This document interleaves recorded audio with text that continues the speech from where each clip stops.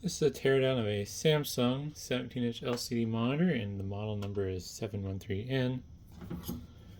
And at my workbench because I didn't feel like dragging this into the office.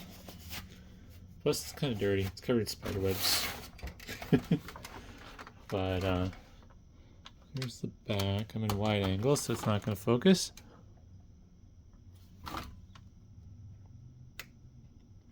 Anywho, so most important thing people are probably going to know if they watch this is how to remove the stand. There are 4 screws out of frame because I'm bad at recording. 4 screws that hold the stand onto the bottom here.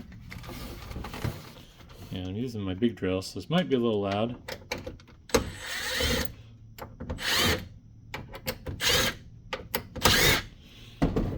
Once you loosen those screws, they should just fall out, like so. And then the stand just slides out like that, a little tab there. I'm also kind of curious, maybe I'll do this on gloves. I bet you these base screws should switch to the right drill back. That's a number 2 Phillips.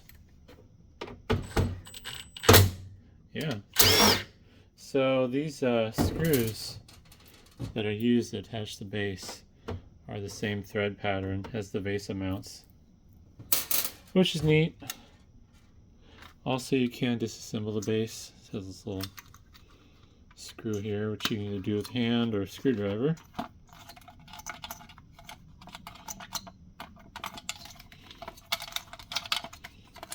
And it just splits apart, mostly for easy transport or shipping. Alright, so I think I'm going to be lazy and give this the old bounce off the floor. Yeah, there's no, there's just 2 screws along the bottom there, so the rest of this is snapped together, and I'm lazy. Oh, should have bounced it a little harder. There we go. So with LCD monitors like this, these frames are usually snapped together. So you can see the little clip there on the side. There's a bunch of them all the way around the frame that go into the back. This is a little bit nicer. The cable is detachable for the front panel. And it's plastic welded in place. No screws on this one. Not too uncommon.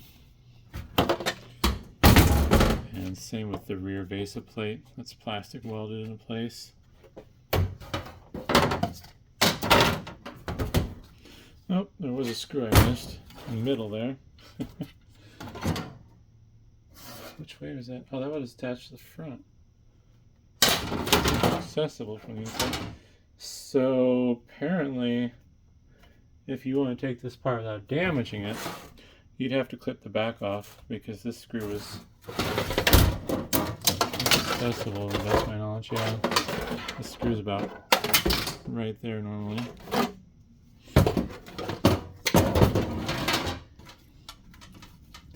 I don't know who in their right mind would be trying to fix one of these in this day and age, but you never know. And it is crazy how much metal there is. This has a lot of metal to the frame. And it isn't structural for this piece because, or at least not structural to the outside. Because like this isn't really attached to the shell in any way, other than the plastic sticking around it.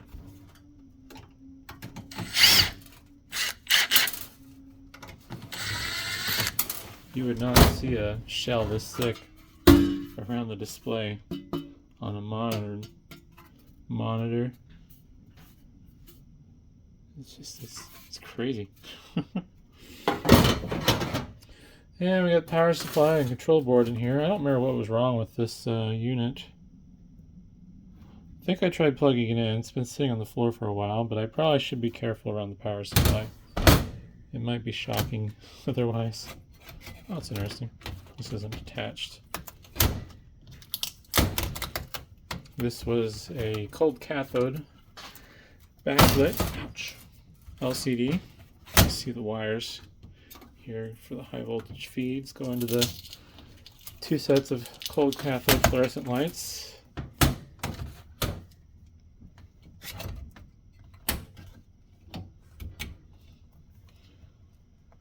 It's not too uncommon for these controller boards to be floating loose inside. Realistically, your monitor shouldn't be bouncing around, flying all over the place, so no really any reason for it to be too firmly attached. Got the video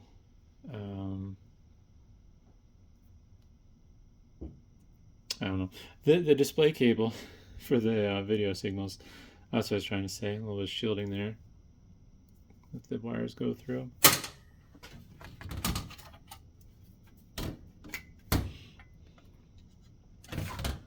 Not certain how to remove those. It's usually a locking clip.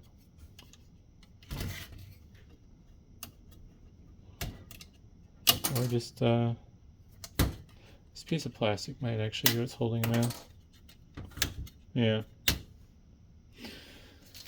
And well, salvage the copper I can get. Cut off the wires for the backlight. Here's the panel that was in there. A Chunghwa CLA A170EA.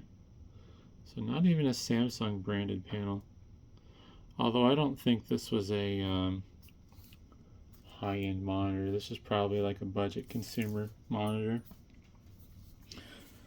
I would take this apart, but I don't want to have to deal with the backlights.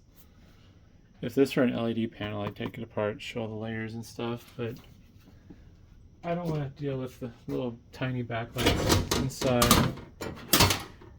And let's see if I do my best girlish scream here. I'm going to short out this capacitor. There shouldn't be any voltage.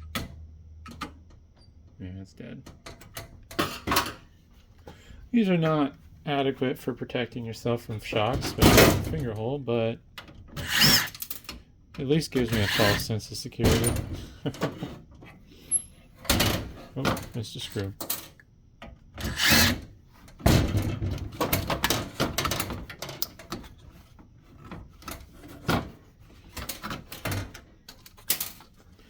So, oh, some plastic shielding on the back for the fluorescent driver board. You see the switch mode power supply here. Oh, alright, there's the bad cap.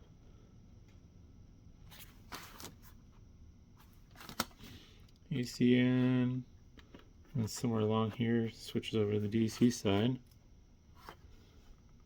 See the little divider for separating the voltages. That's the DC side, and here's all the circuitry for the fluorescent backlights. This is taped on with adhesive. It's labeled upside down. It's labeled rubber.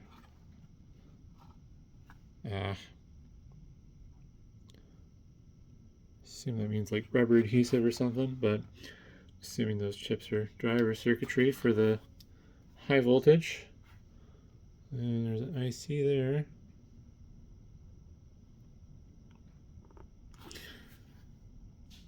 But yeah. I am missing, there it is. Remove the controller board here real quick. And that's pretty much all there is to see. This video probably took a lot longer than it should have.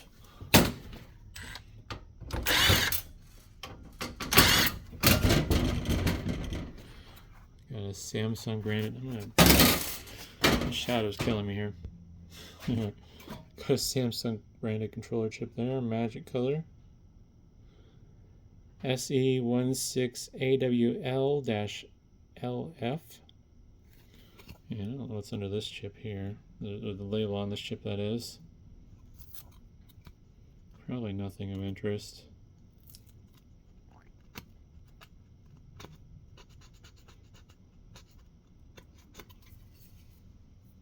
Yeah, this might have something on it. well-trend WT61P4. I'm going to put that in front of the camera now. There we go. Not much circuitry on here. I'm surprised there's not like a bunch of, well, I guess there's a few passives.